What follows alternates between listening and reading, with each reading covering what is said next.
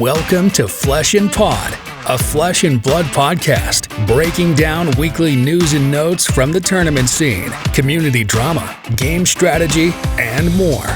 And now, here are your hosts, Darick and Logan. Hello, and welcome to episode 187, which is the police code for homicide of Flesh and Pod. My name is Logan. I am your host, and with me, as always, is...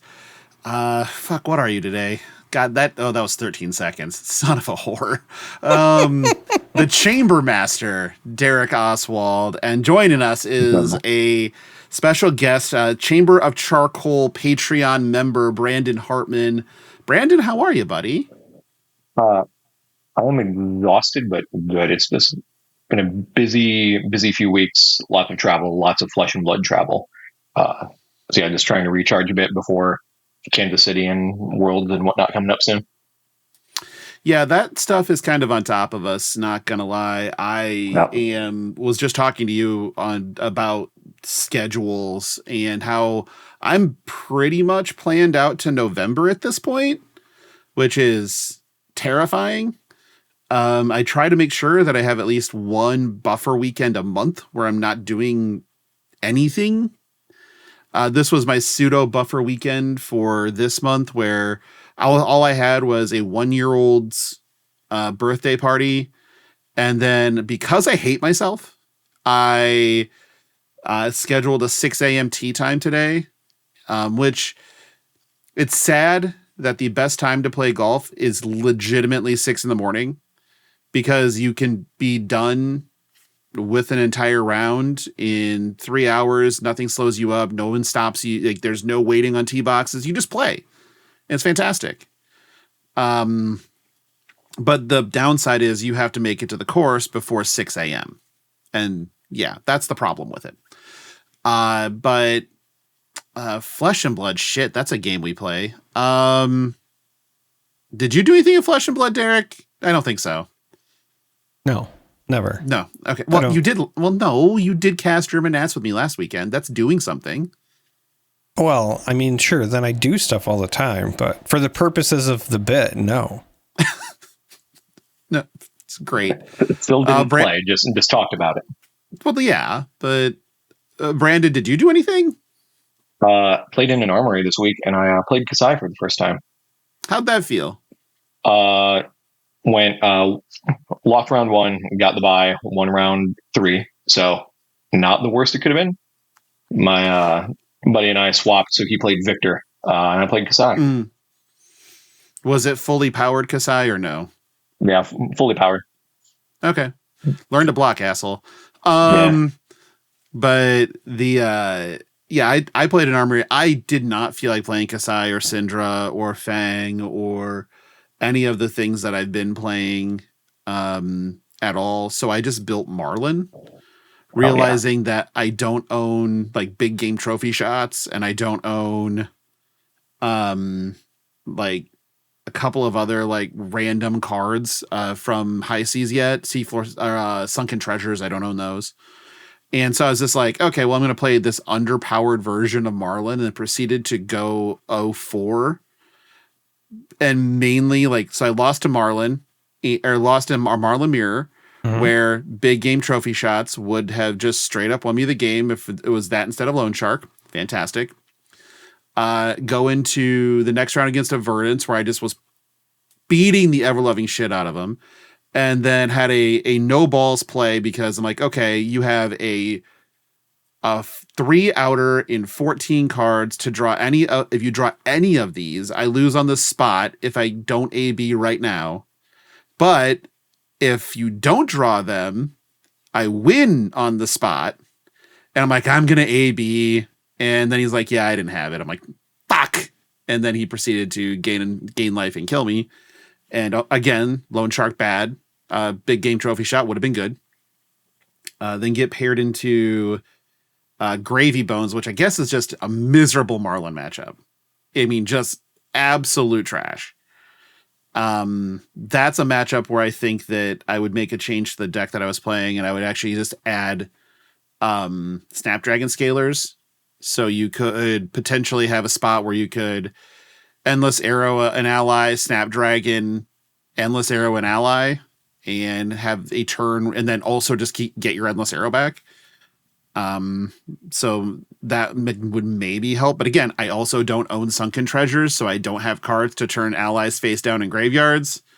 That's a problem.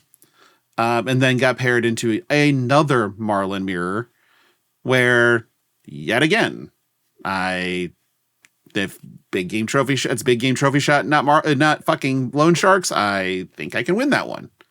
So yeah, just learning experience. I still love playing Riches of Trupledani in any single fucking chance I get. Card is dumb. Hey, I got this gold. I'm just gonna pitch this to blow this gold, and then I still have a gold. Is that fair? No. Yeah, being a Victor main, just pitch Riches, crack a gold, make a gold, draw 2 cards, and just feels disgusting. Well, it's the entire pitch a gold or pitch this, crack a gold, make a gold, activate gold baited hook because it's just free now, and it feels dumb every time that you do it. And I was just like, oh, all right, I guess. But yeah, like that was all I did. I did watch the UK Nat stream for quite a bit. Good friends Ian Holland and Az were on the call. They did a tremendous job, and loved, I love those two dearly. As I said on Twitter or BlueSky, one of the two, when Carlotta commented on them in their blazers looking fucking snazzy in the booth, I definitely said I would be the meat in that sandwich. I'd pay good money to be the meat in that sandwich, to which Az said you wouldn't have to pay, which I think is the greatest compliment a man can pay another man. That's sweet. Very throw sweet. that out there. But otherwise I tried to just kind of keep it low key this weekend. I know that there's a lot going on, but up soon is just so much stuff. There's a skirmish season coming. There's Calling Kansas City coming. There's Gen Con on the way. There's just a boatload of events and travel and everything else. So I think trying to keep it a little dialed back for the moment is probably just a good plan, considering, I've been to Prague, Vegas, London, where the fuck else have I been this year? It feels like I've been 1,000 places already, and the year's only half gone. So we'll see where else I know I'll be in KC. I know I'll be in Philly. I may be elsewhere as well. Just unsure yet. But it's coming together. It's coming together to be an interesting, year. It's not even close to done yet. But what is done is the Battle Hardened in Houston, which, all right. I don't know how I feel about having Battle Hardens and Callings during Nat seasons, unless it's happening at the site of a Nationals. But at least this is like, there was nothing close, right, to that was going on, I guess, in proximity to the Battle Hardened in Houston. It's not like, because Mexico's Nationals is next weekend, not this weekend. So it's like, okay, at least that makes a little bit of sense. But it was boned by Michael Hamilton over Michael Fung in a Gravy Bones mirror, which was long.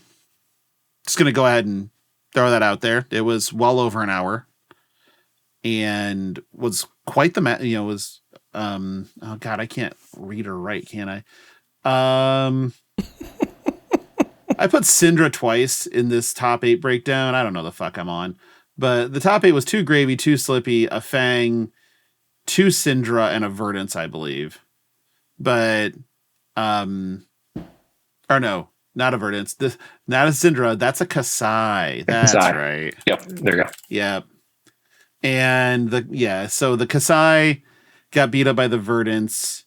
The Syndra, I believe, was got lost to Gravy Bones in the semis, which I saw that and was like, I understand that player has a lot to do with it, but it wasn't there. It was notable players on both ends of it. And so I was like, Huh.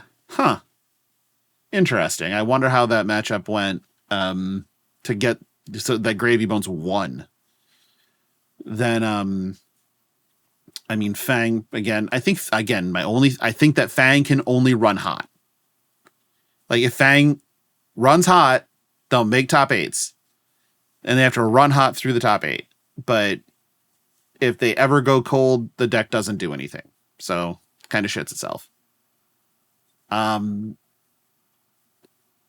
we'll start with you. Is this what we think chalk is now? Just Slippies, Gravies, Syndras, Verdants, and Warriors? Sure. Also, I guess add Rune Blades, because we keep seeing Vincent pop up as well.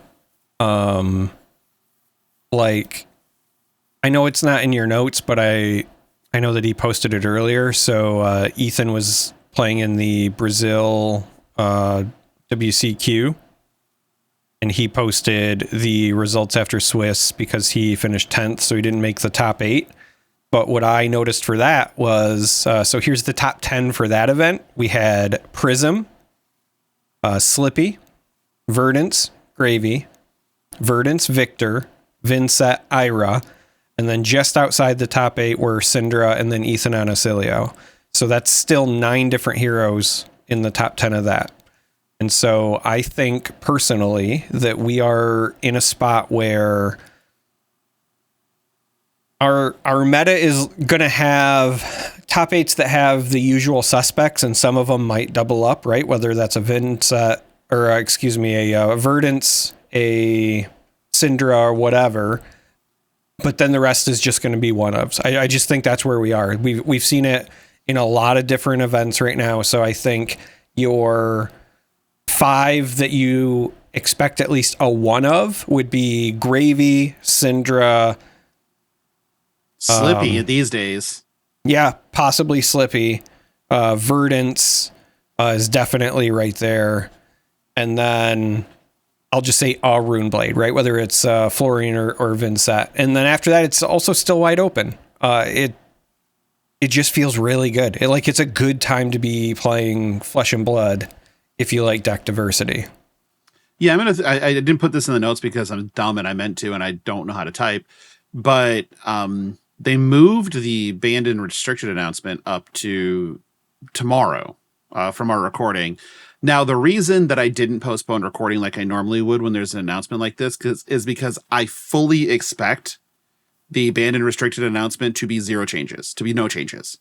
And I believe the reason that they moved it up is to have no changes slotted in and on deck ahead of Singapore. That's my thought. Is so people can just say, this is your meta, start preparing. Brandon, do you think that that's the case? Do you think that how do you feel about the diversity, and do you think we're going to see any changes on the banned and restricted announcement? No changes for sure. There's nothing that is that egregious right now. People just don't know how to play against Gravy right now. The Gravy decks haven't locked in, and people haven't found exactly how to play against Gravy. You have your macro strategy of play things that get an on hit off of allies. So you can play Syndra, you can play Kasai, you can, in Guardian or like Victor, you see Victor's playing like performance bonus right now, which gets a gold, has go again, triggers on hit, even on allies, right? And so that's the same thing you would clear illusions boards, right? Is a lot of go again with your Guardians. And so you have these macro strategies to target Gravy, but the Gravy lists are still shifting, and people are not locking in on a real targeted ways to combat Gravy in a lot of their decks right now. So as soon as either of those things happen, I feel like that's when we're going to see the meta really lock in towards Gravy and find out if Gravy is actually a problem, or everyone learns how to take care of Gravy, and then Gravy is no longer this boogeyman, and the rest of the meta just feels fine right now. I mean, he's always going to be a boogeyman. Fucking look at him. Yeah. But I think that there's some veracity to that.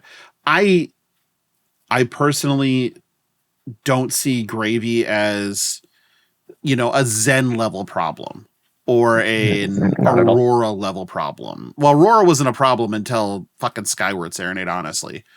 And I don't see any of that. That's not what that's not what I'm locking in on when it comes to Gravy Bones. I think Gravy has natural predators. And if it ever starts, farming the natural predators, then we have a problem. But right now it seems like the board states you can generate with Gravy Bones, with the card advantage you can generate with Gravy Bones, is good, but it's not.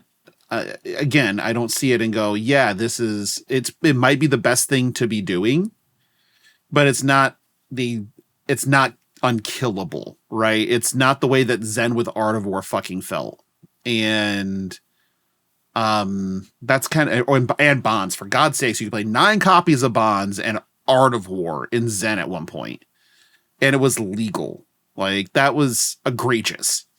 Well, and for Gravy, right, there's so many, for most decks, you have 1 or 2 of the allies that are actually a problem for you, and you can deal with the rest.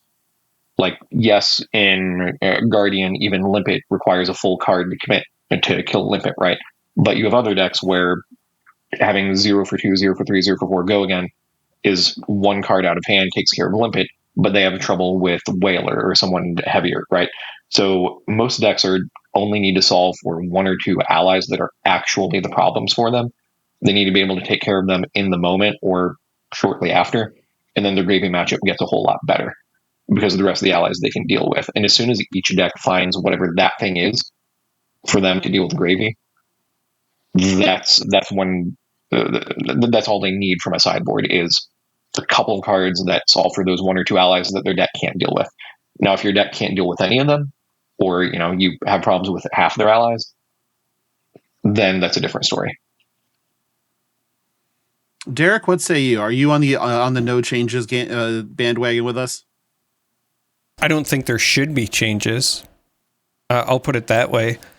I have a hard time, one, looking at any hero and saying a hero is a problem, but then even when you look at the decks played, it's not even like there's just a bunch of heroes abusing any one particular strategy necessarily either, right? Like, we don't have a belittle situation. We don't have anything where it's drastically swinging matchups where it's like I'm, 80% to win if I draw this card, but like 20% if I don't, right? Like, we just don't have that level of polarization really in matchups right now. So I would be very hard pressed if they were going to be announcing anything.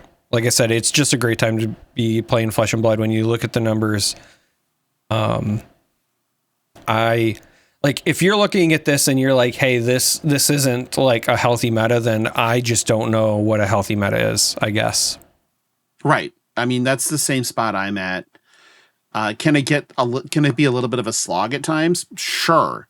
Every healthy meta in the history of Flesh and Blood has been had matchups that were a fucking slog. That's it. And whether that was, Oldhim, whether that was, when Fatigue Bravo was good. So we're talking like 1987. When you're talking about early days of Big Dragon Dromai. Yeah, Big Dragon Dromai, even Ninja Turtle, Katsu, right? Like, I think the original classic constructed meta for Flesh and Blood was kind of, still decent. Drone of Brutality was definitely a problem because no, that should never be a thing. But at the same time, it was still, the infancy of the game, and you still had decks that were a slog, right? That's been the way it's been forever. And when it's been healthy, it's always been that way too. So yes, Gravy Bones is a slog, but even you look at Michael Hamilton versus Michael Fung, both very accomplished and intentional players. Neither of them are winning speed contests when it comes to killing their opponents. Fung sometimes, but definitely not Hamilton. And they were able to finish a Gravy Mirror. And I said, yeah, it was over an hour, but I mean, that's also in untimed rounds in the finals of a Battle Hardened, with two people that are, intimately familiar with that spot, taking their time to make sure that their lines are set up the way they want them to be. And it still would have been close-ish to what time would be in a normal round. I think that that's fine. I have no problem with that. It's a skill in itself, right?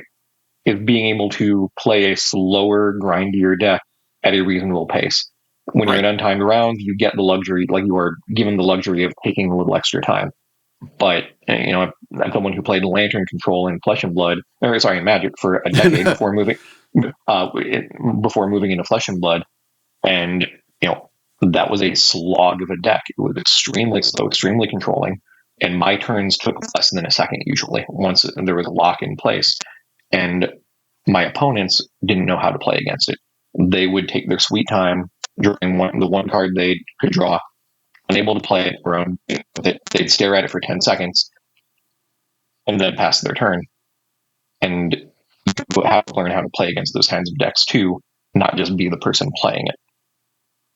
Yeah, I mean, what you're discussing is a deck that had a very non-intuitive win condition. And that also, because people just didn't know they were dead. And in Flesh and Blood, like, inevitability is you look at your deck, you understand that they're just going to fatigue me anyway. And we still have that problem, right? When we hit time in rounds, when people don't understand the concept of inevitability sometimes, and they don't know when or when not to concede, in a reasonable manner, if the game has arrived at a state where they can't win and their opponent will win. And if your plan is to fatigue Gravy, if that's your main game plan, and if your deck is to fatigue Gravy Bone, you have to play it double the normal speed minimum. Yeah, you do. And if you say, "Oh, my plan's to fatigue Gravy Bones," and then you take turns that are as long as the Gravy player, then you're not trying to fatigue Gravy. You're trying to draw. I also wonder if they'll do a banned and restricted announcement to try to force people to play Gravekeeping, because it seems like they've been trying to force people to play Gravekeeping. I'm on the Gravekeeping bandwagon personally. I think any deck that runs codexes should consider it in their 80.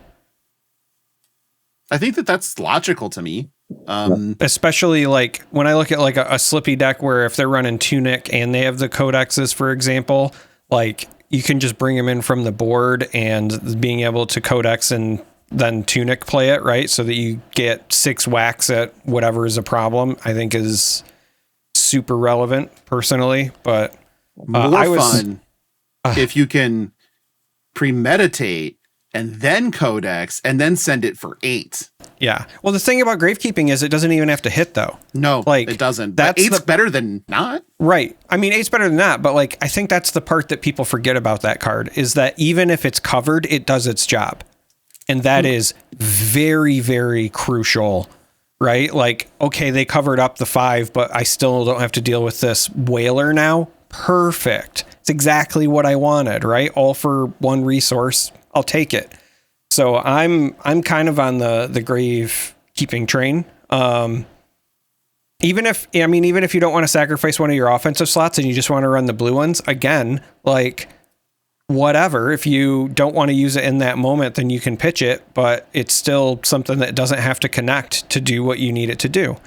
I was going to start to say, as you guys were talking about the slog real quick, that's even more of a reason why I still don't think we're going to see anything for the suspensions, because there's nothing you're going to suspend that's going to make it less of a slog. Right. You're not going to solve play speed through suspensions. No, you're not. That's now. Is there perfectly correct. Is there anything they could unban that could speed things up? Oh yeah, absolutely. And that's but part not in of a healthy way. Well, I mean, that's like saying, hey, if I strap myself to a rocket designed for space, could I go faster?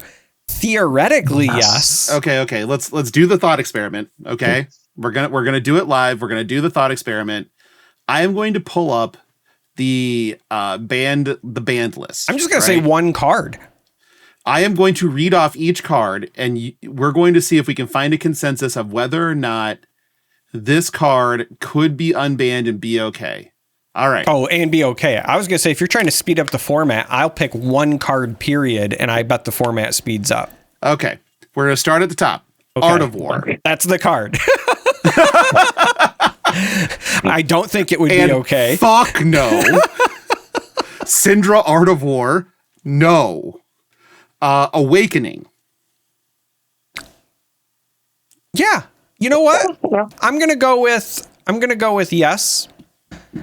In the current state, I don't think it's that much of a problem, considering what most ERL decks are already running anyway. Sure. Next one, Ball Lightning. I'm gonna say yes. no. My answer is yes. Yeah. I'm gonna say no, just because only hero that can play it is Acilio. Yeah, the only one that can play it is Acilio, and I'm very aware of that, but I don't trust wizards, man. Like that's really what it comes down to. I just don't trust wizards, and I don't know that I want to. All right. Belittle. No, I don't think that would be. No, that's Dark Ritual and Lightning Bolt stapled together. Berserk. Mm-hmm. I think maybe. Okay, put a pin in that one. Yeah. Bloodsheath Skeleton. No. especially with the Vinset stuff that they were already trying to do. Like, you're just going backwards at that point. Dismissed out of hand. Just no. Germinate's gone, so Florian isn't gonna get as much abuse out of it. Vinset could abuse the shit out of it. Yeah. Blue and yellow Bonds of Ancestry.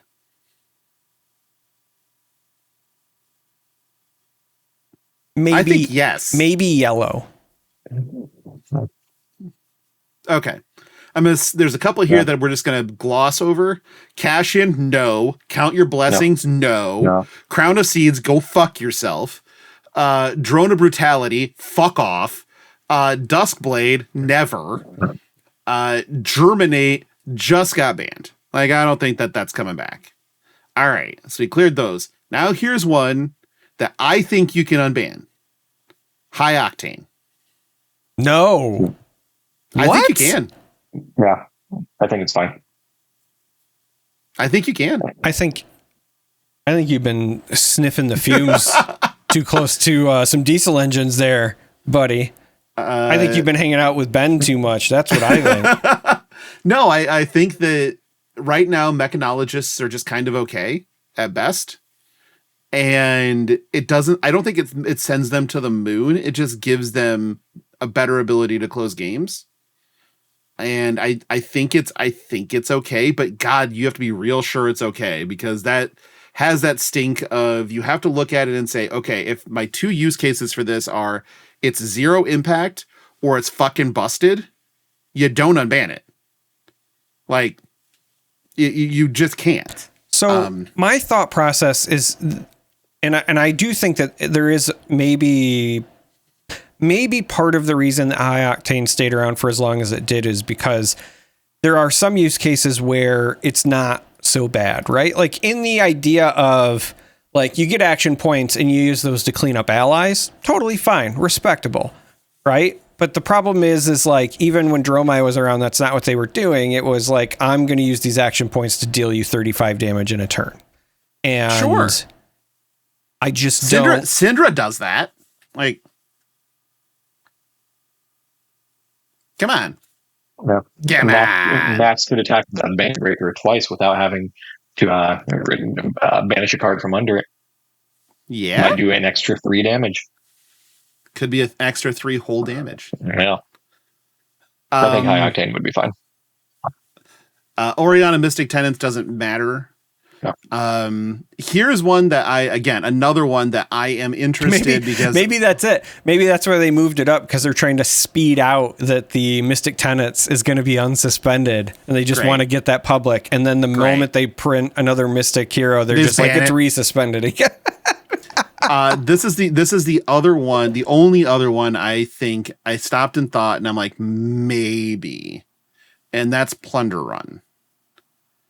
The reasoning for me on Plunder Run is your current slate of aggressive heroes don't really want to play it because you don't want to play it in Syndra. It's not Draconic. I mean, it's a shitty Nimbleism. You know, it's you don't play Nimbleism, so you're not gonna play this.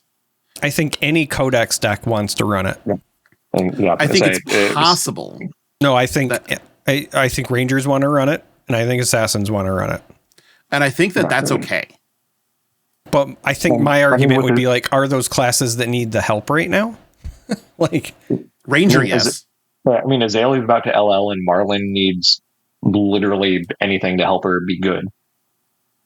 Right. And Riptide, I don't think Riptide would. Riptide would probably find a slot for it. It depends on if it's aggro Riptide or Trap Fatigue. Like, Trap Fatigue doesn't want it. The encounter Riptide probably would. Yep. Yeah. And the rest of them are just non-starters, a Scepter of Pain, Stubby Hammers, the books, and Zephyr Needle. I think that realistically, realistically, I don't think anything is going to come off.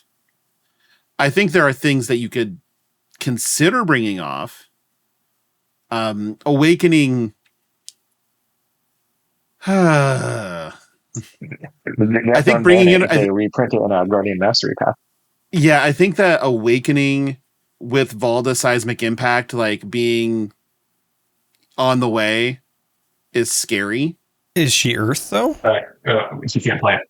That's right. She's not. Well, that's right. Yeah. She's not Earth. Okay. Like that's what I keep coming back to. Is that if they bring it back, it's just Jarl. And I think current modern builds of Jarl, it would be fine because they're not going to suddenly jam in like a ton of additional expensive stuff. They'll probably run a one of, and then like a couple of awakenings that they can use to trigger. And that's even if they run them at all. Like I remember when Awakening started to get cut even before it was suspended. So I could see situations where that's still the case, but like, I think it would be fine in Jarl. They probably would, honestly. And then the other one is Berserk because Brutes are doing fuck all right now. So maybe you just give that back to them. See what happens. You know, see if it's a problem, see if it's fine. And that's really it. Just in time for Shadow Brute coming up. Shadow Brute? Yeah, sure. Sounds great. As long as it's not Earth Brute, I'm good. If it's Earth Brute, fuck off. No, like ban 70% of Brute's cards.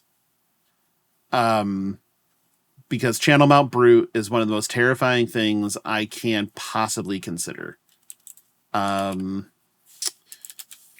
High Octane and Plunder Run are the dark horses for me. I think you can.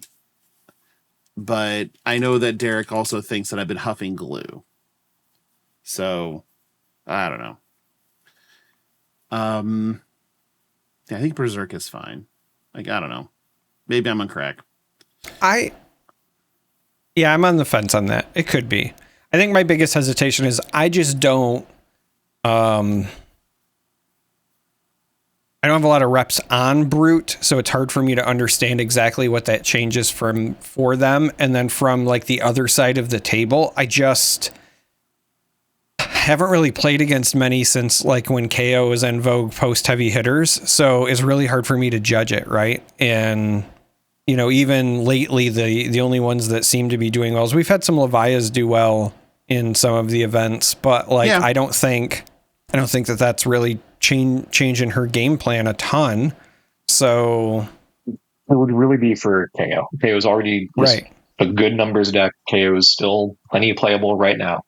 And you just make numbers go up, and also you just gave KO sea legs. So does that put KO back on the top of the pile if KO gets Berserk? I don't buy it. I don't see it, I guess. Yeah.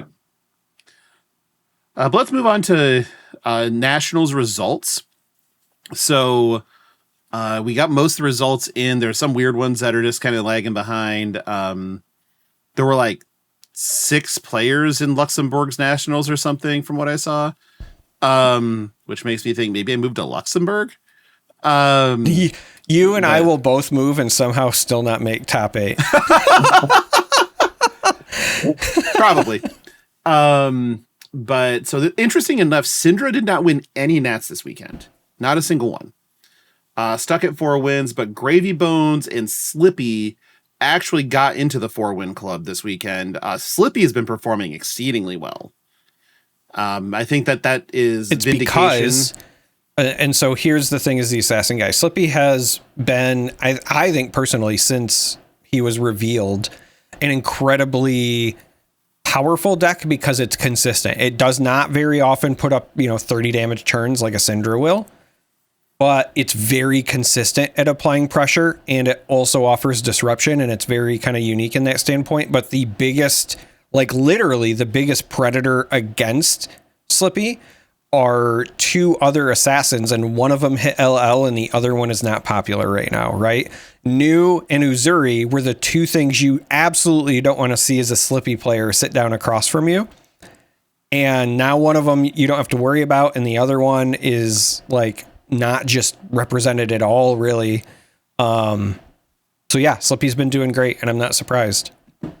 Yeah, I especially the first time that I ever watched a Slippy match and like paid real attention, like a detailed attention to it, is when we called the semifinals match for German Nats.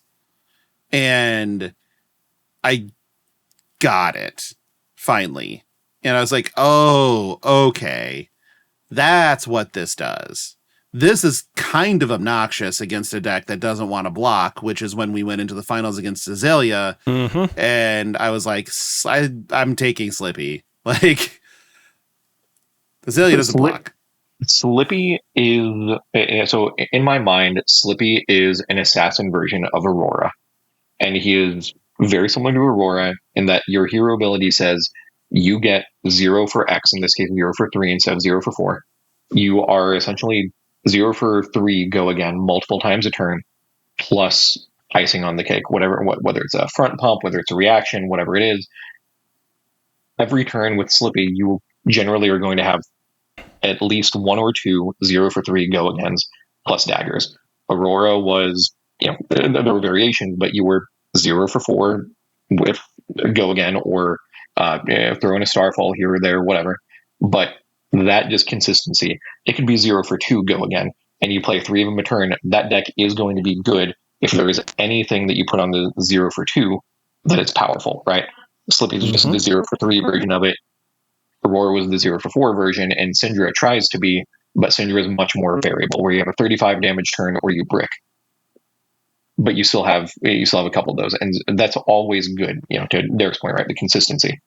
That's consistency is very, very good, especially when offense is always roughly is almost always better than defense in Flesh and Blood. If you can just go 0 for 3 go again 4 times, you're probably going to get leak damage through every turn.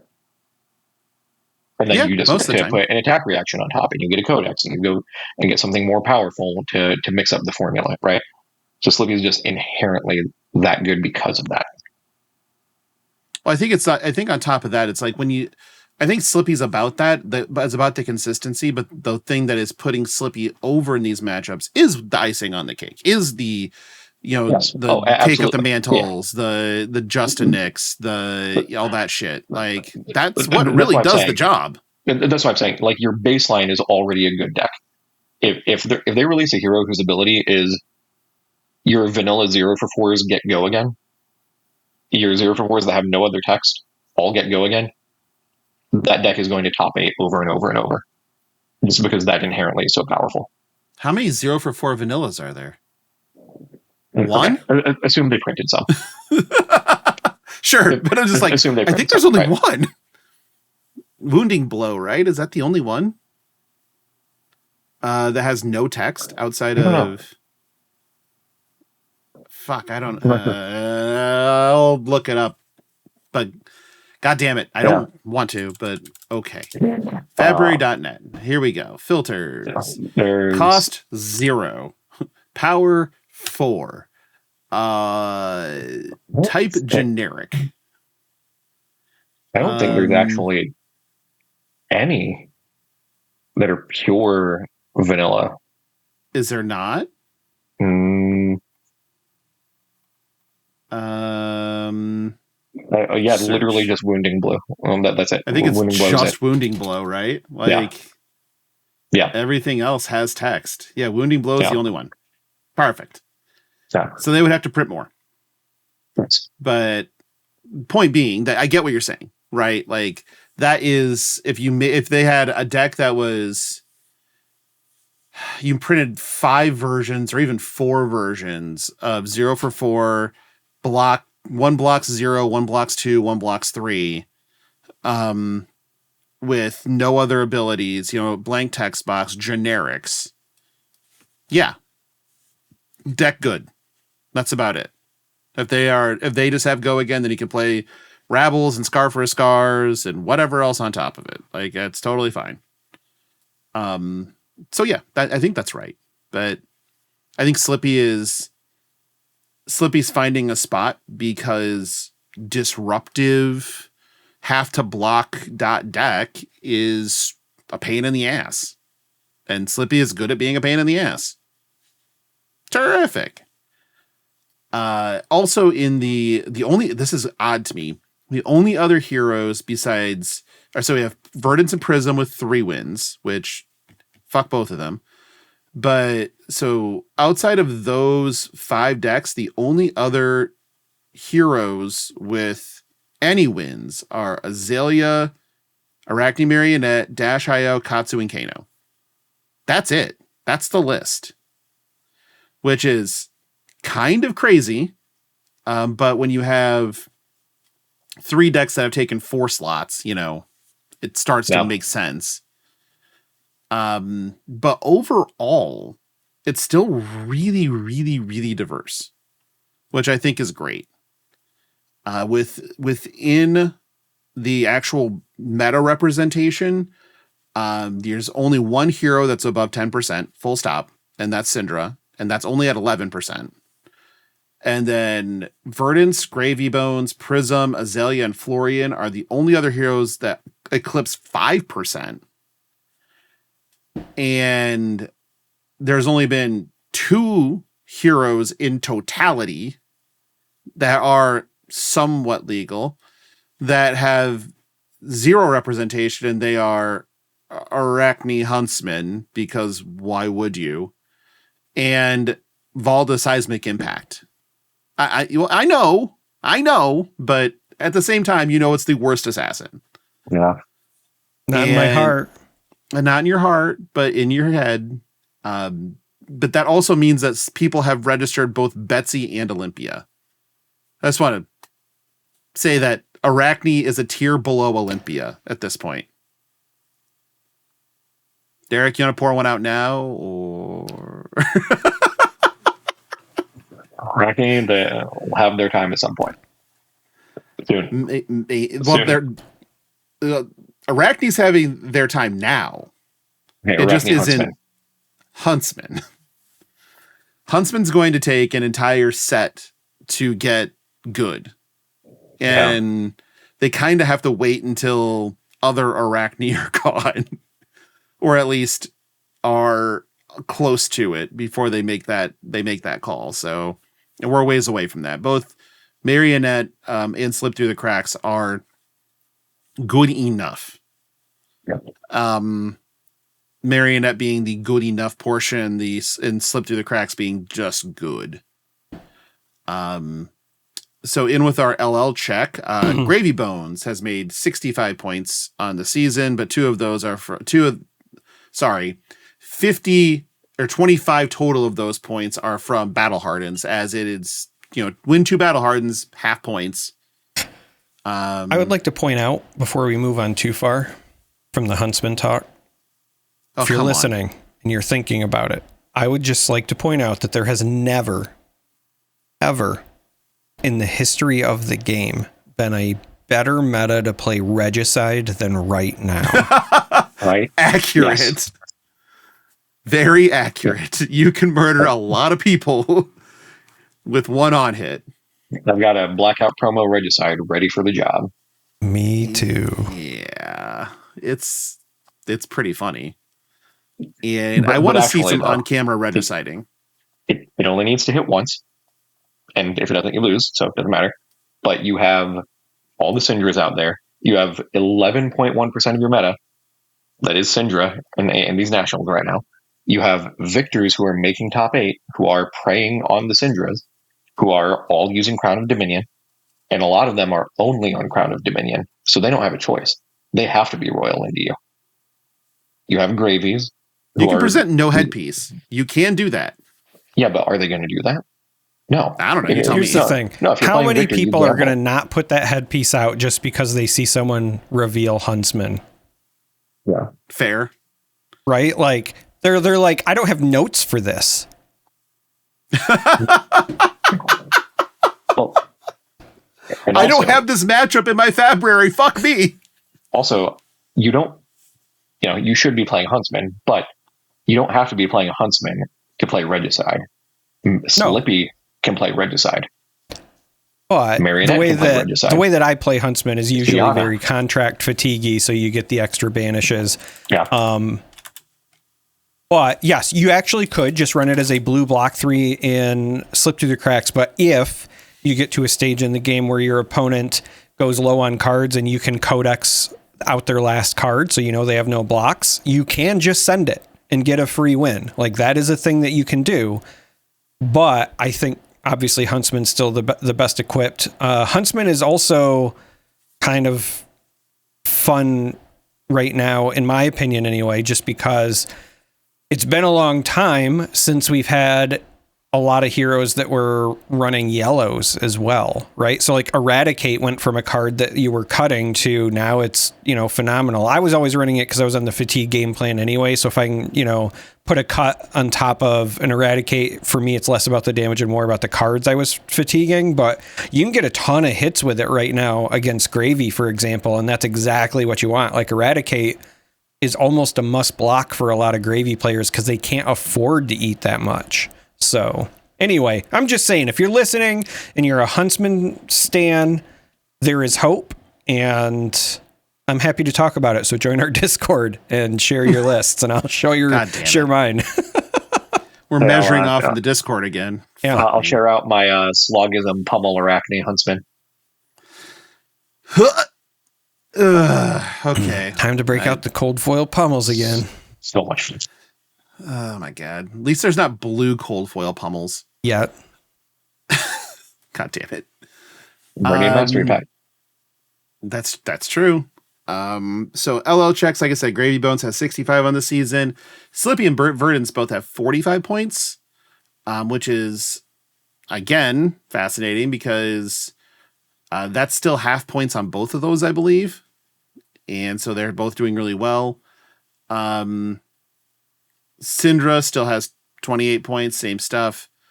So yeah, I think that the new system is working pretty well at this point to try to temper some of these speed runs down. I'm still pretty happy with it. I think 2 weeks into the Nat season, because this is really the first season we've had where the multipliers were in play for like a broader season of something.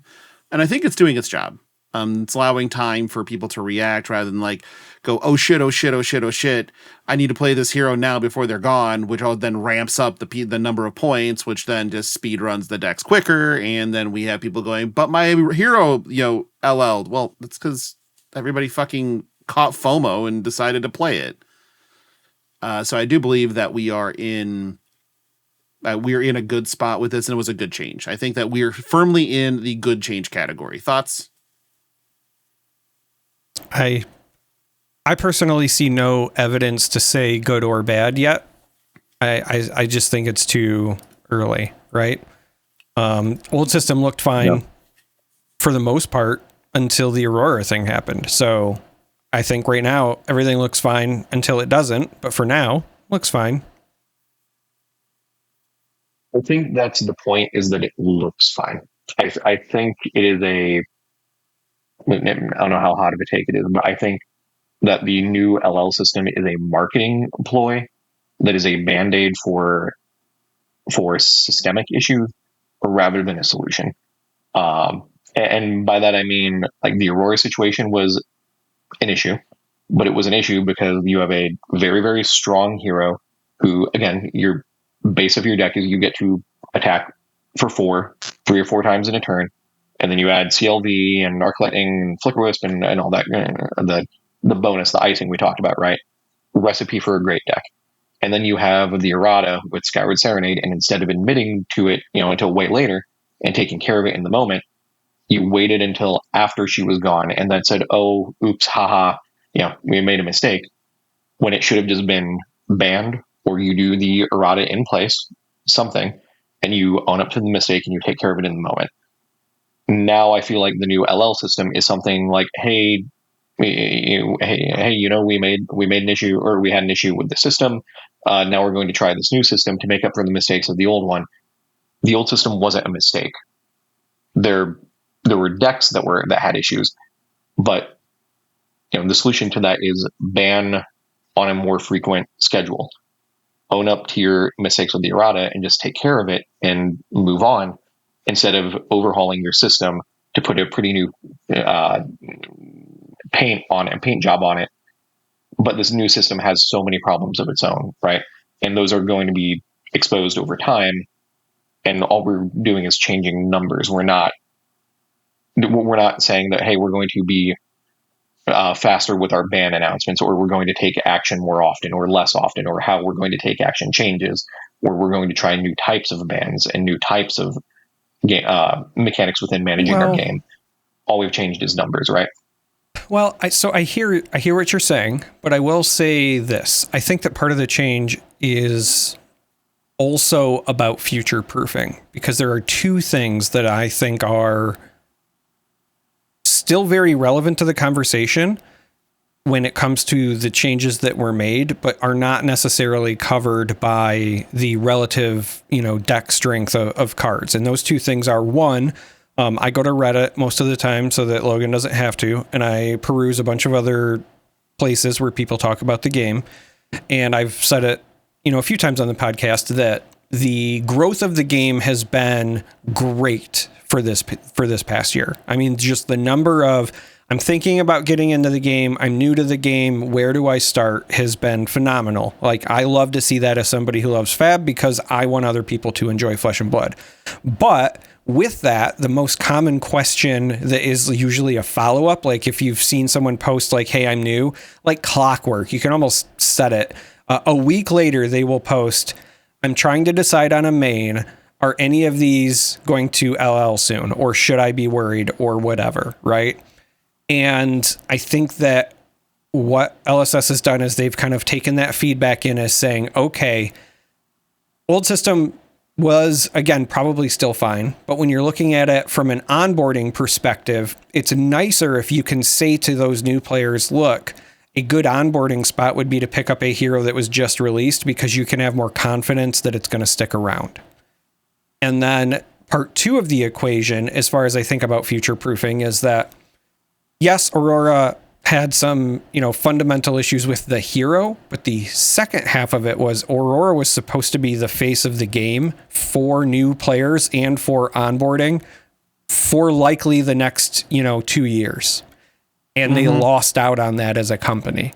And so I think this is also future proofing for them to say, hey, when we pick the next face, right, the next Aurora, we don't want that to happen again, even if there are these other systemic things or weird things that pop up. Because, I mean, if there's one thing that LSS can count on, it's that the world will try to hose them somehow, whether it's COVID, whether it's tariffs, whether it's whatever. They have faced a lot of hurdles as a company. So I think that the changes are definitely about perception and player feeling.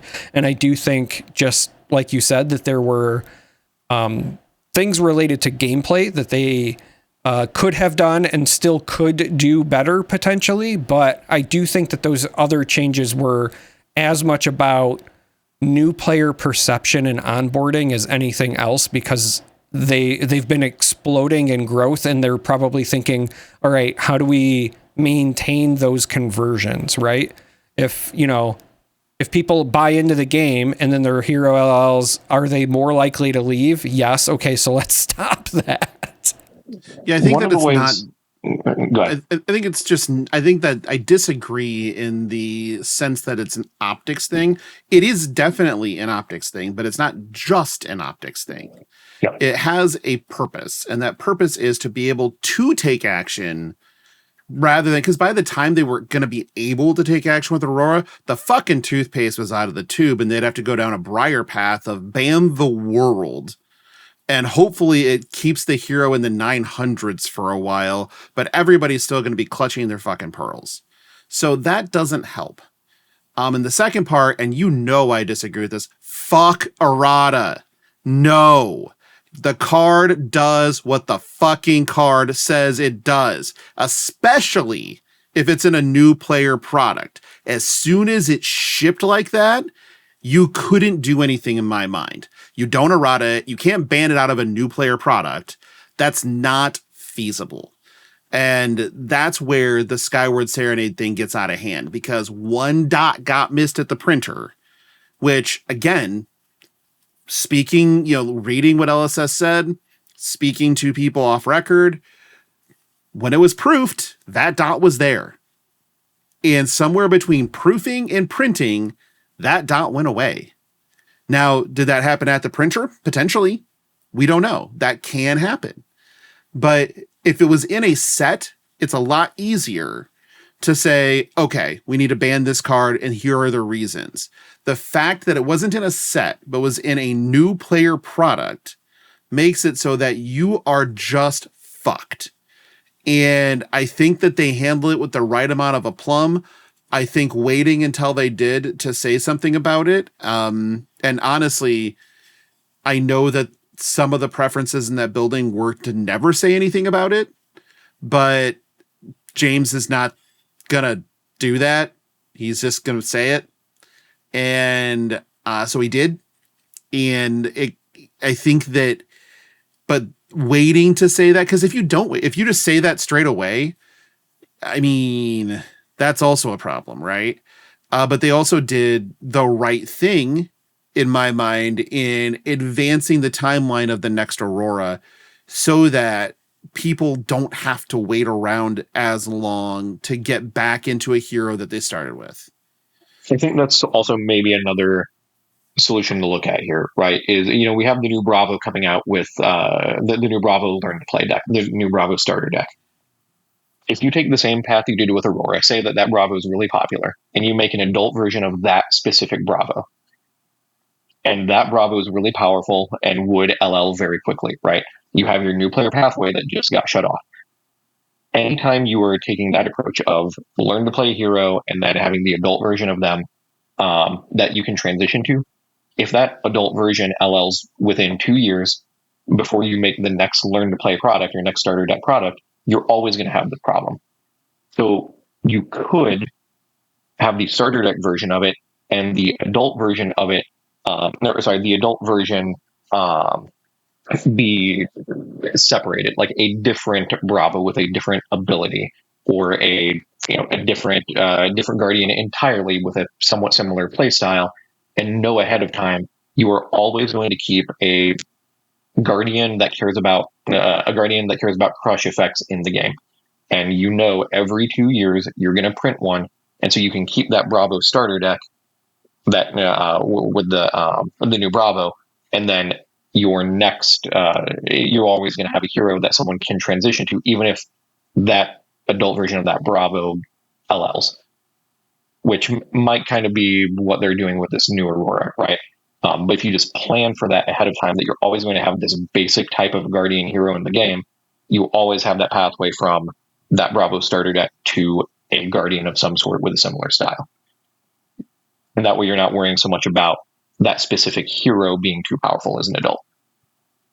But I think that's part of what's solved by the changing of the LL system, though, right? Like the possibility of a hero LLing, in under 18 months is kind of dead, because they would have to be on an insane heater and dodge every single band that's possible to bring them back to the baseline in order to make that time frame.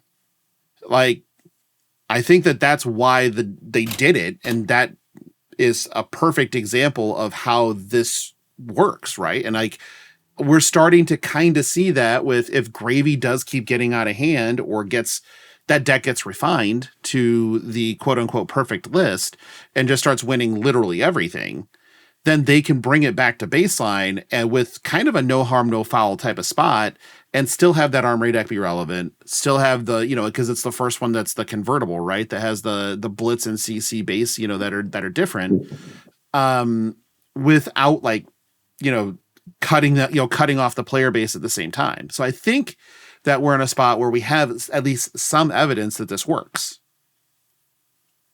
Yeah, there's other ways they could do it in Ventura. They could, instead of doing the multiplier thing, they could just say, every year, the first year that you're out as a hero, you cap at 500 LL points. You cannot go above 500.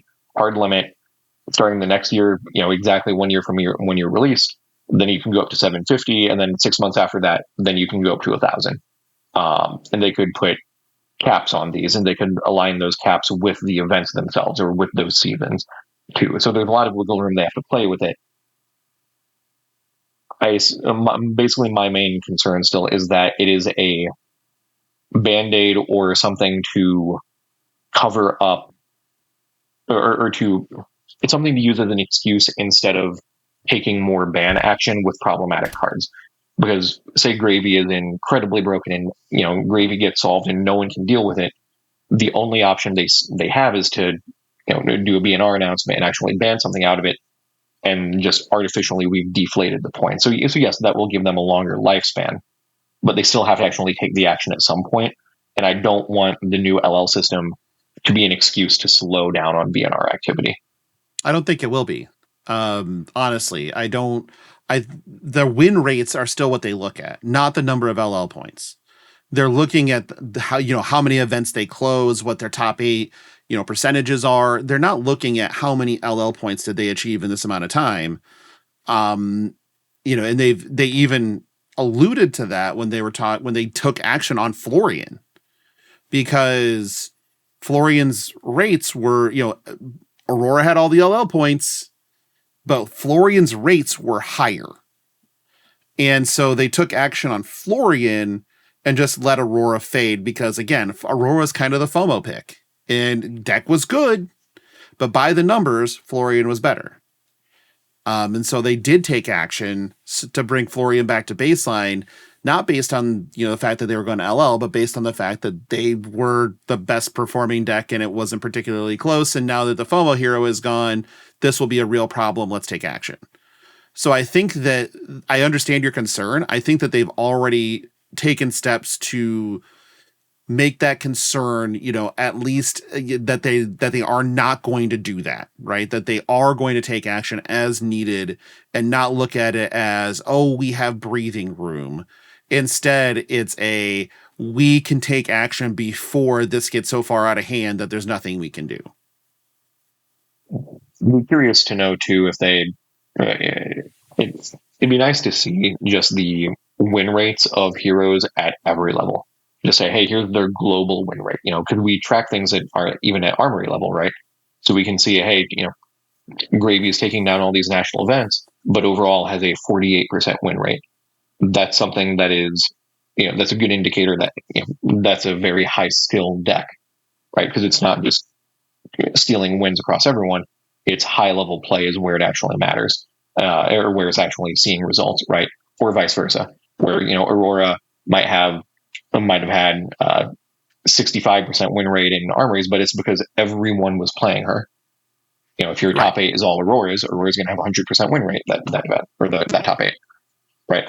Or 50%. Well, so 50%, yeah, but yeah.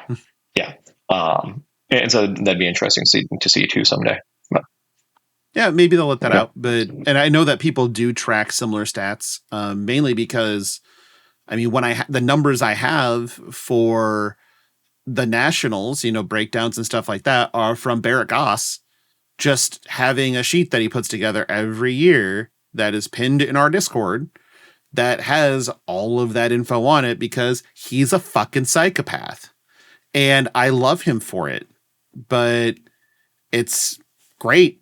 I mean, I can just click, glance, okay, here are the things I don't see results for.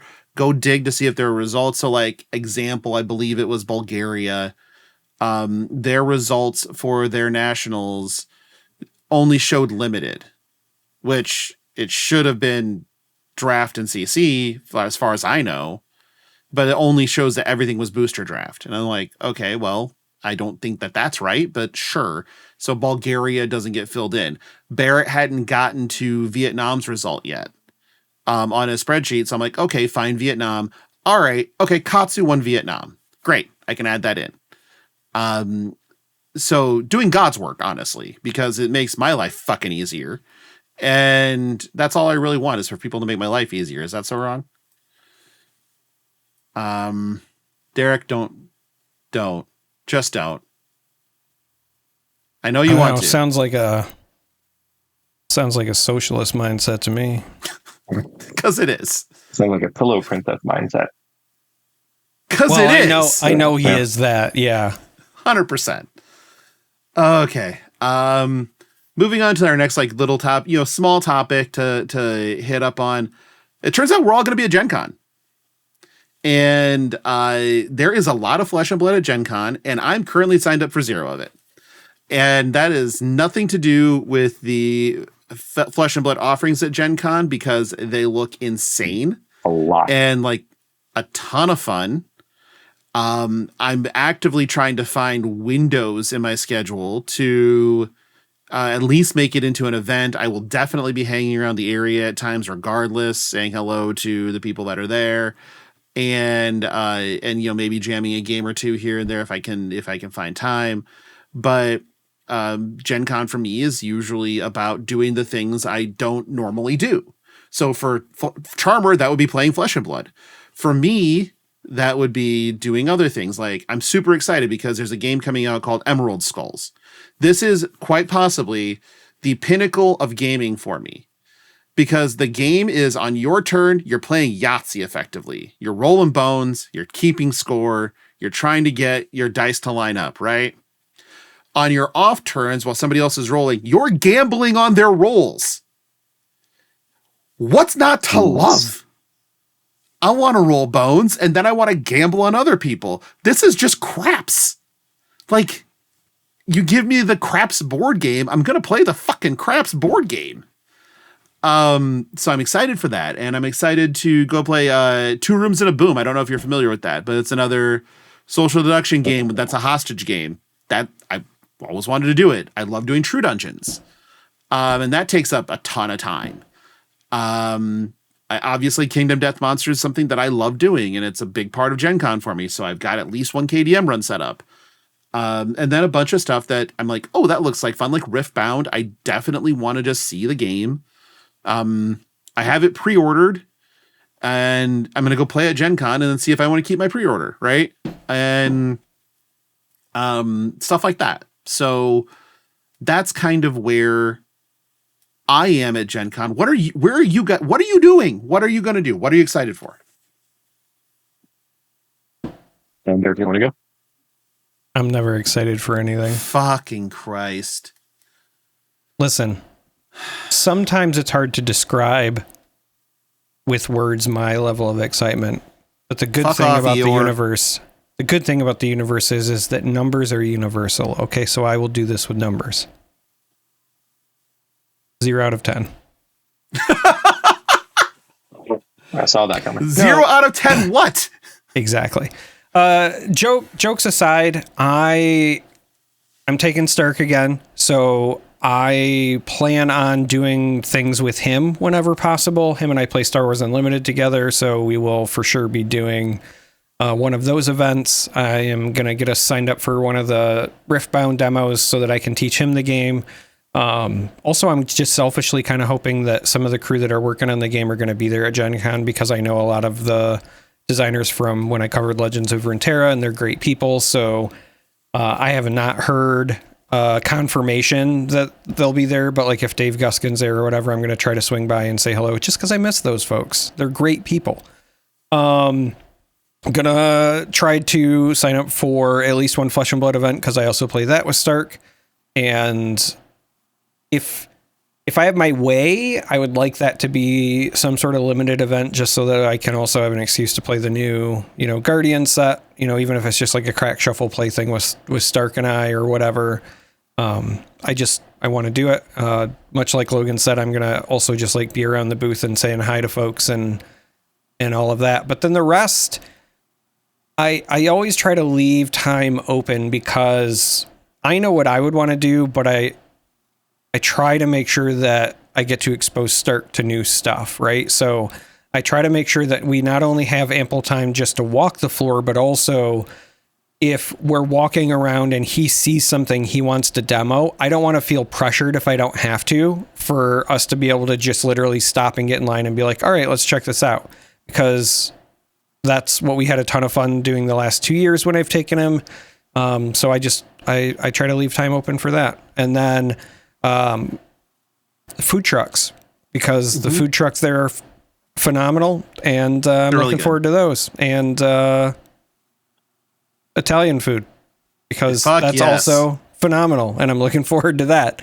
8:00 Saturday night. Saturday night? Okay. Yep.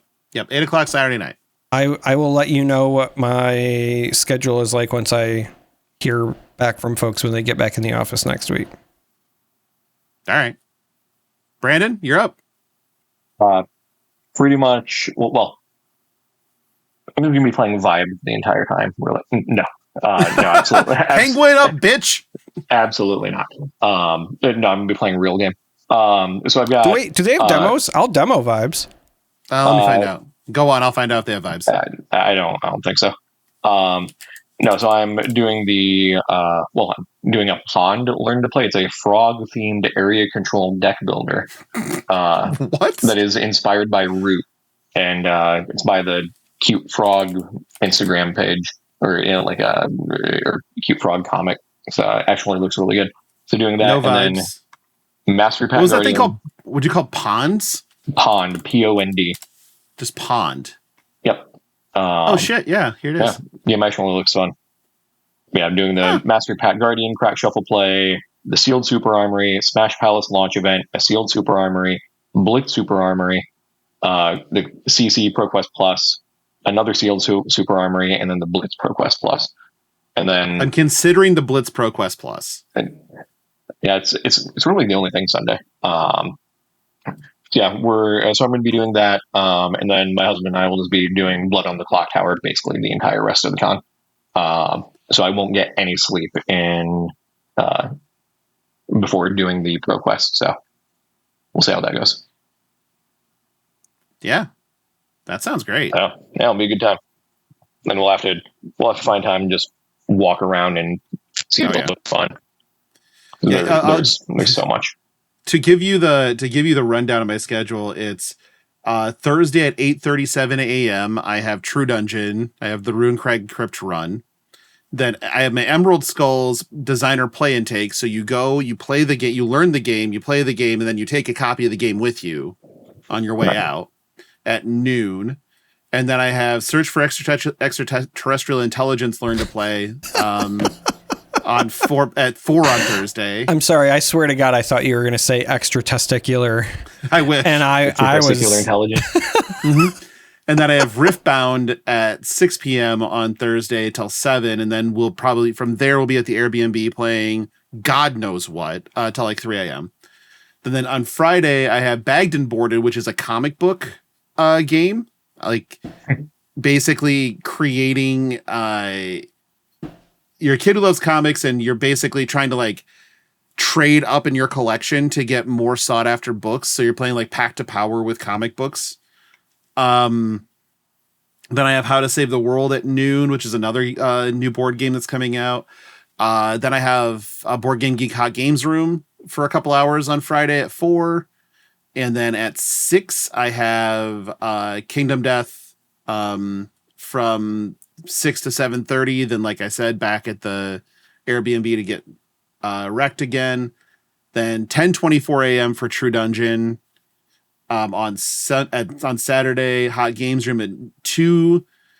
Tea Garden at 4, and then 2 Rooms and a Boom on Sunday at 10 is the last thing I have. Now that's where I would potentially play the Blitz ProQuest Plus and not go play 2 Rooms and a Boom, but 2 Rooms and a Boom is cool. So maybe. Okay, but you can play like Snapshot Lexi and just do the ProQuest Plus and still make it in time for 2 Rooms and a Boom in between rounds. Probably. Well, no, because fucking 2 Rooms and a Boom is all the way at the JW. So it's not in the ICC, or else you could try to pull that off. If it was in the convention center, you could try to pull it off, but it's not. So, so that's my schedule right now. There is limited time in between shit for a lot of this. I know that there is I think it's on Friday. I think it's Friday at 6 or 7, one of the two. I think it's at 7. There is a unofficial Flesh and Blood like meetup thing for people to do that Jacob Knightling put together. So I'll probably find out where that's going on, and after I get done playing KDM, if it's still going on, bounce over and say hello. I will spend greater than 0 time at Sun King in the tap room. And by greater than 0, I mean several hours. And also our traditional Iozo's trip, which God in heaven. What do we got to do to get Az here for a Gen Con? Next year, he should be there. As long as he's still working for Steamforge, he should be there next year. All right. And I think that's my goal for next year is the convergence is to have Az and Heiner both at Gen Con next year with Jordan and myself, and then see who can de-Jenny Lane into her drunkest possible state the quickest.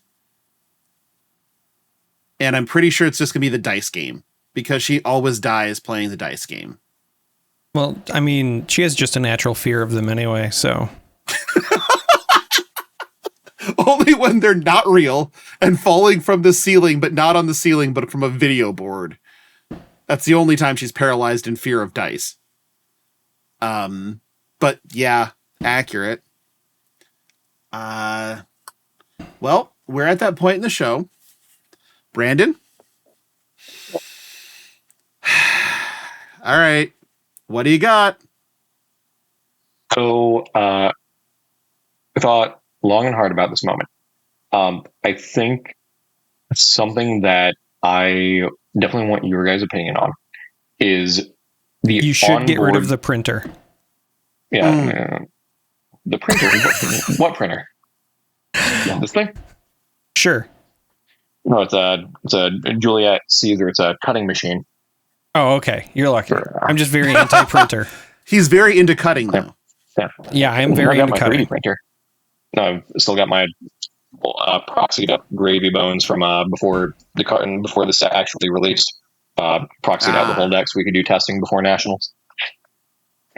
But no. So my transition into Flesh and Blood was coming from Magic, where I got really tired of Magic and mismanagement of the game and just Legacy being a shit show and just not being any fun. And a buddy sent me the Arachne Huntsman hero card and said, hey, because I played Lantern Control. And for those who don't know, you'll understand what is based off this description. He said, hey, you like weird off-meta decks where you look at the top card of the opponent's deck, get rid of it if you don't like it, and you're not going to win a lot of tournaments, but you'll have fun.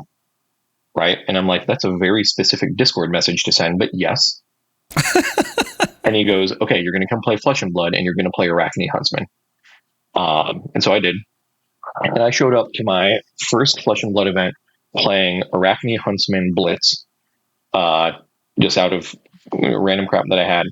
And I got ALS loop turn 0 by Prism, by one of our locals, who was like, hey, if you like prison decks, you're going to love this. And I'm like, yeah, I want to play that. Then I immediately built Prism because I wanted to do that to people. But one of the hardest things for me going into Flesh and Blood was the concept of the combat chain.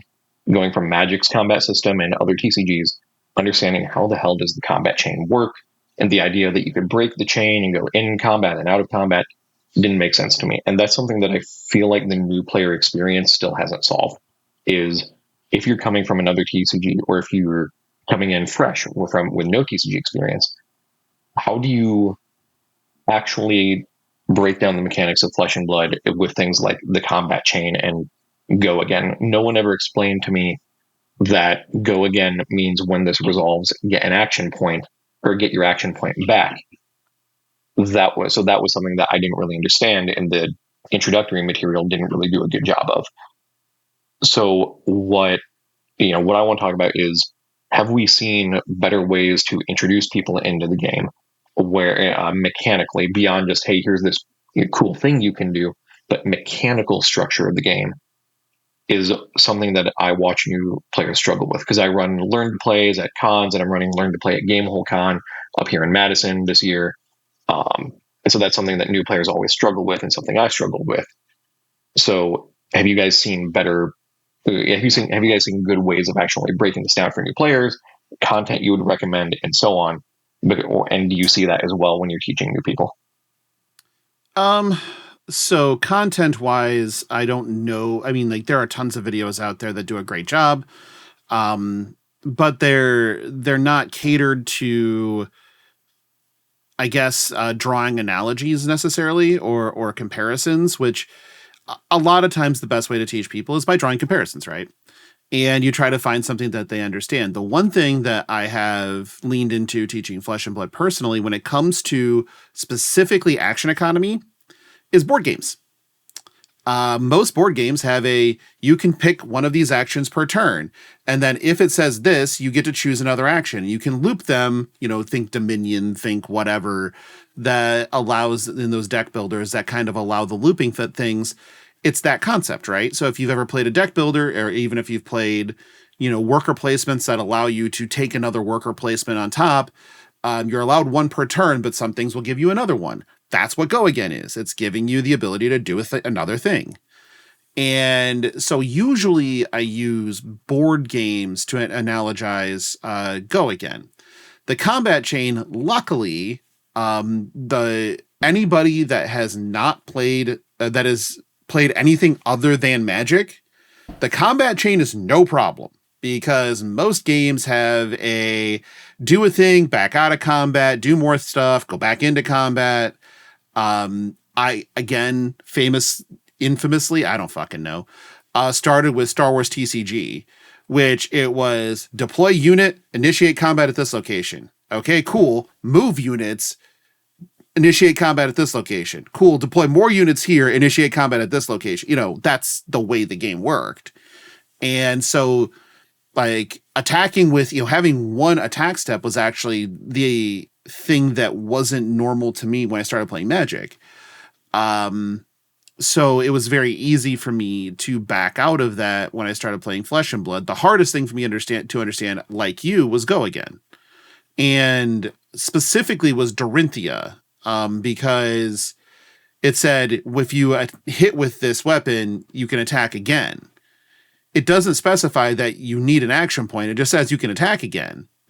And so I was like, oh, sweet. All I have to do is hit, and then I get to another attack. Fantastic. But they're like, no, you still need an action point. I'm like, ¿por qué? Why does that? Why? And like, because you can't, or whatever. And it was just like, oh, well, hamburgers or what, it just, and so that's what didn't make sense to me. But again, I think that, one, the materials that are in the starter product have evolved in such a way that it does simplify things quite a bit. And two, the Learn to Play booths have done an incredible job of getting people comfortable with the game and making it so it isn't as, what's the best way to put this? It isn't as daunting. Because a lot of the stuff that's out there is, somebody picks up what's a good example? Somebody picks up a fucking Prism Precon, like Blitz Precon, and then tries to pilot that thing. Woof. What's Spectra? What does this mean when somebody attacks it? And they have Go Again? What can they do? Fuck all. And that's part of what it was for me, right? Because So John, my husband and I did the Learn to Play at PAX East last year, and I didn't really get the game. like I understood the mechanics, but I didn't get into it because I'm like, okay, Ira, ninja, cool, sword +1, sword +1, and that didn't really hook me. And then I was looking more into the game, and I saw Riptide. I'm like, wait a second, arrows, traps. Like, okay, so there's more than just like hitting people with the sword. And just in the mechanical complexity of the game is what drew me in, and why I fell in love with Prism immediately, and Arachne Huntsman and Riptide, and then Victor, very different from any of those. But just the idea of, hey, here's something more than just hitting each other with a sword 20 times in a row. Here's a lot more mechanical complexity. But those all have their own challenges, right? Because now you're going to have people who start with the Bravo starter deck, and they don't really learn a lot about Go again, or attacking multiple times, and the importance of chain links and things like that, because that Bravo deck will not care about it. But if you have, let's say, if they ever make like a Syndra starter deck, that thing is going to care a whole lot about chain link, right? And so that's something that I'm always thinking about is how do we draw people in with the mechanical complexities of the game, but also explain the mechanics well enough and give them the tools they need to succeed, so they can go from the Ira starter deck into playing Prism in hopefully some smooth manner, right? That's just what I wanted to ask about is, what has your guys' experience been? Because you've been playing a lot longer than I have, so I haven't seen the evolution of these materials. Yeah, I think that the best thing to do is to guide people away from Prism. That's step one. But the other part of it is you're not going to attract a casual crowd easily. Just step one, somebody may be like, okay, I understand this, but it's not for me. And a lot of times there's no fight. Like, don't. It's also not a casual game. It's not. Right, because it's not a casual game. And people kind of got to be into it for the sweat equity to a degree, at which point they're going to be drawn in by the complexity and by the depth. And so that's when it's like, okay, I kind of get this. So, you go from Ira to Aurora to Terra to then to a Blitz deck, right? A Blitz precon. And then they kind of get to see the scaling evolution of it all. And they go, oh, okay. Usually the thing that I tell people that hooks them the best is it's literally playing Soul Calibur. Like, that's what you're doing. So if you've played Soul Calibur, this is Soul Calibur, the card game. You have heroes, weapons, abilities, attacks. And I think for a type of player that draws in certain types of players really well, right? Like I play in competitive events. I'm not, I haven't put up great results, but I got drawn in by the competitiveness because I came from Magic, where if you bring a competitive deck to an FNM, to a weekly Magic night, and you're preparing for a tournament, you get matched against someone who brought their cute squirrels deck, and you crush them because you are playing a real meta top tier deck trying to prep for a tournament. Then you have people who would get upset with you and get upset with you for being a tryhard, whatever, when you were just trying to prep for a tournament. Where Flesh and Blood, you don't really have that outside of someone like me who brings a pummel Slogism Arachne for fun. You are sitting down to play a competitive game at a competitive level, which paradoxically makes it more relaxed of an atmosphere and easier to get into because everyone's coming in on the same page. And so I think that framing of like, hey, this is a competitive 1v1 fighting game where you are out for blood, like that has really helped me draw people into the game or turn people off of the game. If they're like, hey, I absolutely don't want to play that, I'm not that competitive, I don't really care for games like that, that's something cool. that's good for people to know too. Yeah. Darick? Yeah. I mean, you eventually got to where I was going to start. It's just a fighting game. Mm-hmm. And so whenever I'm trying to explain chain links and things like that, I usually ask, have you ever played like Mortal Kombat or Street Fighter? Yes. Okay. Well, this is when I attack. This is when you block. This is when I try to do a combo and then you hit me with the defense reaction, and that's, the combo breaker. Killer Instinct. Love it. Yeah. There's a lot of references that can be made there, and I know we joke about it a lot. But it's wrestling coded too, right? Like if you want to talk about like just no go again, right? If you're trying to teach someone the basics and they've seen wrestling, right? I attack, you attack is the standard. We're both in the ring. I throw a right. The crowd goes, ooh, you throw a right. The crowd says yeet. And we go back and forth until one of us gets go again. And then when they get go again, they get to throw the second right. Right. And then, if they're playing ninja and they do something cool, that's the combo. If they play a non-attack action, that's just climbing to the top rope for more damage, right? Like you can work those visualizations in. And so like, I know that we joke about it, but that has helped me explain it to people a lot where I'm just like, hey, sometimes when you're in the fight, like, if you're playing a fighting game, you'll do something and then you go to set back up to do a combo because you're getting ready to do, you're getting ready to throw the fireball. So you back up a bit and that's like breaking the chain. And now you're going to do the thing again. Right. So, whether it's Soul Calibur or whatever, fighting games, wrestling, whatever, it just, I think helps sell that. Like, this is not like it's a fantasy game, but this is not, Magic where you're building a fantasy army of units, right? Yes, there are ally classes, but when you're teaching people the game, I usually try to stay away from that. I just say like, look, at the core, this game is just two, folks duking it out. Another thing that catches people off guard, especially if they're coming from Magic, but honestly from a lot of games, most games are progressive in power and Flesh and Blood is degenerative. Right? You start at your strongest, typically. Again, allied classes tend to be the exception, so I try to avoid those. But I also just try to let people know up front, like you're starting with equipment, you're starting with all this stuff, and over time, that's going to break down.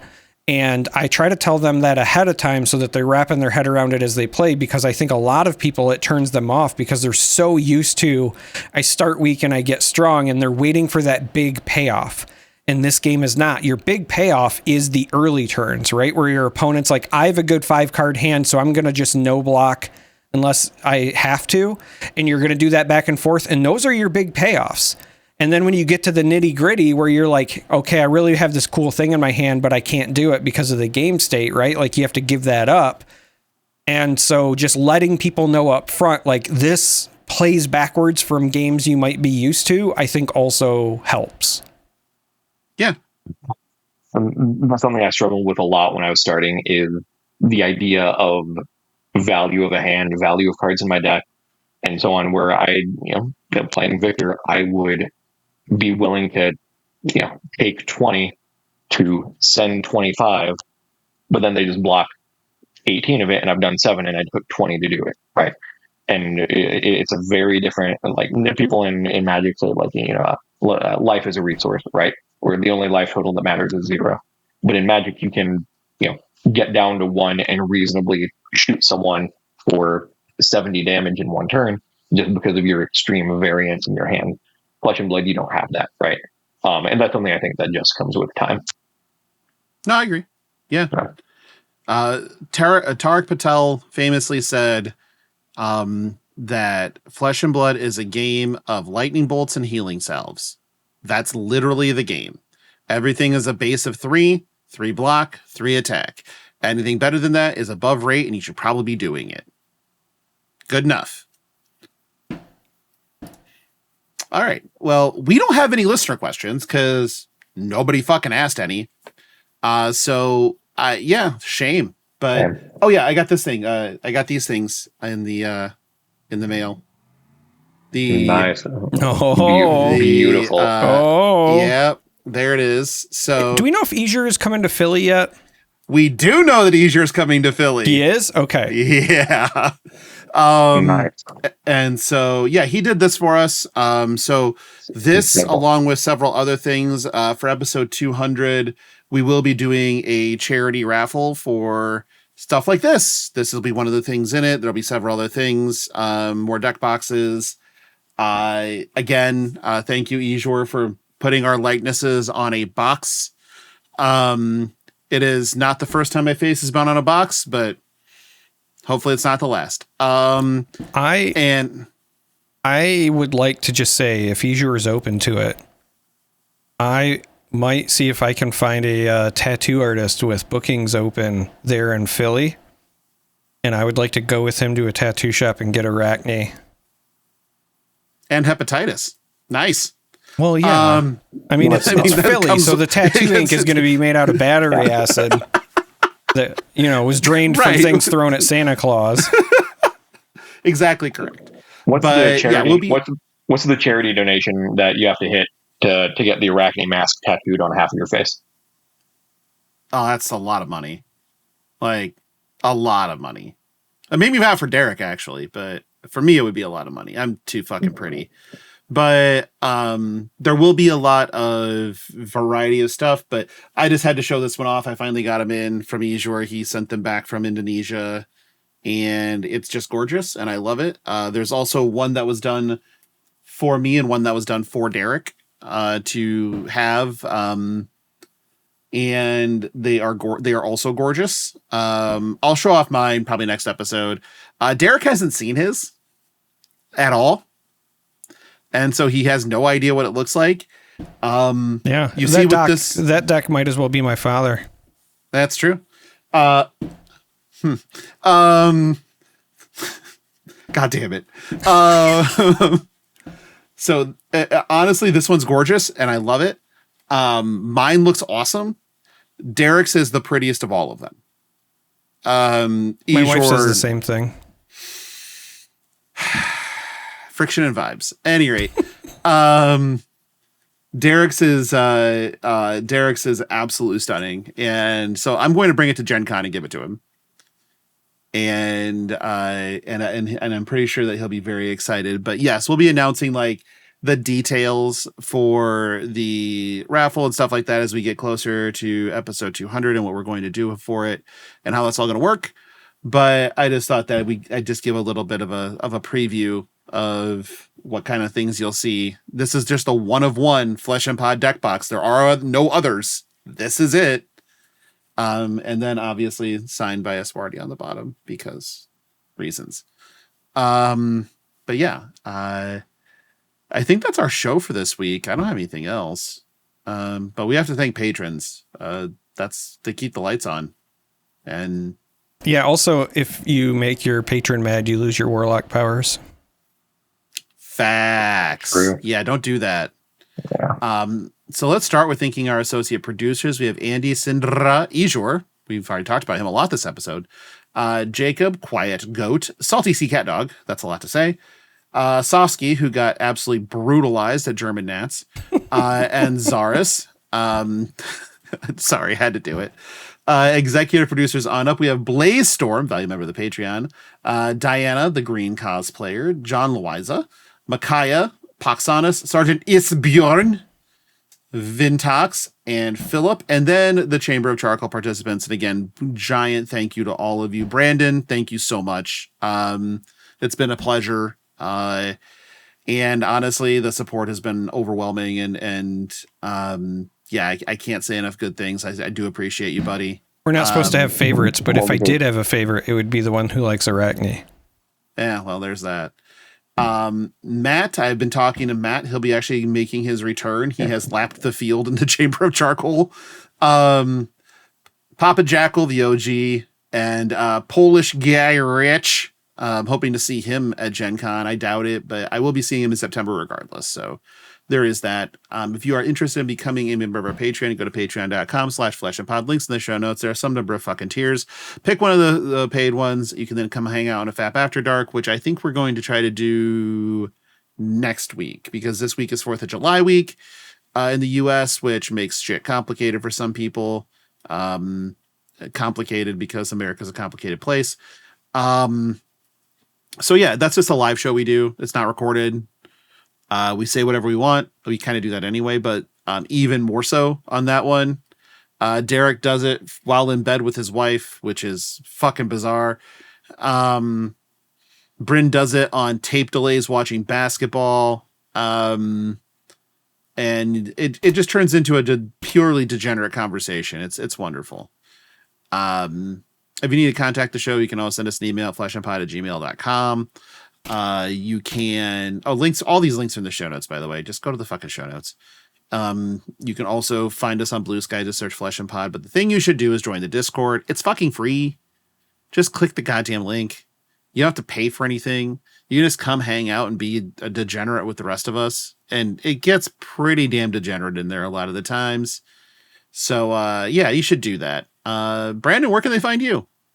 Huckler on the Huckler on the Discord, Huckler. That's really about it. Otherwise, don't find me. Don't bother. Don't bother. You got Actually, it. no. Come find me at Gamehole Con in Madison, Wisconsin, and I'll teach you how to play Flesh and Blood if you don't know how to play. Which is a weird one if you're listening to this show. Yeah. Derek, where can they find you? You can find me in the Discord. I'm at IMJORMAN. Here we go. Yep. Make sure you ping me and say, hey, I love your work. I love your content, etc. But also in the Chuckles with Charmer channel in our Discord, because best channel. It's muted. Oh, so you didn't see the one I posted during this episode? Nope. How dare Sure you? didn't. Well, it is muted. That's where you can find me. You can also find me like on BlueSky, YouTube, etc. Like I do other things as well. So if you play card games not Flesh and Blood, like I guess come find me, but also play Flesh and Blood because you should. And if you're listening to this and you're not playing Flesh and Blood, well then, thank you. We appreciate the views. Yeah. No notes. Did you hear that? Did I tell you that Jordan's gone all in on True Dungeon? No, I have not heard that.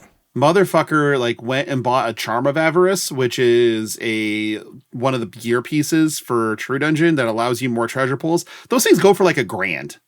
Mm-hmm. God damn it. Jordan Kennedy, yet again, undefeated in always shoving his chips all in, no matter what. And then going, yeah, I liked it. And then I kind of didn't. So I just stopped. You know, this reminds me, I sent Abby a TikTok recently, and it was a group of dudes calling the gambling hotline. And when they call, they were betting on whether or not the person who answered would be a man or a woman. And I was like, betting on a gambling hotline is so Logan and Jordan coded. I would 100% do it. I used to call, I remember calling that hotline when I was a teenager, 1-800-BETS-OFF in Iowa. And I called the hotline and I went through this whole story and they're like, well, you got to take it at a time. You have to realize those losses are gone. I'm like, but what do you mean losses? Well, when you lose, you've lost so much money. You're like, no, I've won a ton of money. Oh, you should call back when you've lost money then, was the answer. And I'm like, so they encourage you to gamble more. And that is why you are the way you are. Right. I am a 15-year-old kid making a crank call. And even I know that's the wrong fucking thing to say. Okay. But I would 100% gamble on that. I've also seen one of my favorite videos is there's this group of guys that bets on whether or not Angel Reese will miss her first shot of the game on every Chicago Sky game. And then they'll film themselves watching the opening of every Sky game and then rooting for her to brick her first shot. It's amazing. Hey, fun, somewhat related story. Out of nowhere, I think it's because she was watching Stark when he was playing basketball, but literally out of nowhere, Sophie has now become the biggest WNBA fan. We've got games on every night. It's so funny. It's not funny. It's just funny because she's just not such a sports person. And she's just in there melting down, yelling at the screen, losing her mind. Yeah. Okay. I'm in for this. I love this turn. This is great. It's been very entertaining for me. All right. Well, that's our show for this week, everybody. Thank you so much for listening, watching, whatever the hell you're doing. Oh, and if you're not subscribed to us on YouTube, go do that really quick and do the whole rating thing. Apparently that's a thing. Because reasons, I don't know, but you should do that. Am I subscribed? Yes, I am. Okay, good. Hey, well, yeah, you did it. Congratulations. But that's it for this week. So I guess we'll talk to you next week for episode 188. My God, we're getting close. Until then, everybody, have a great week and we'll talk to you later. Bye.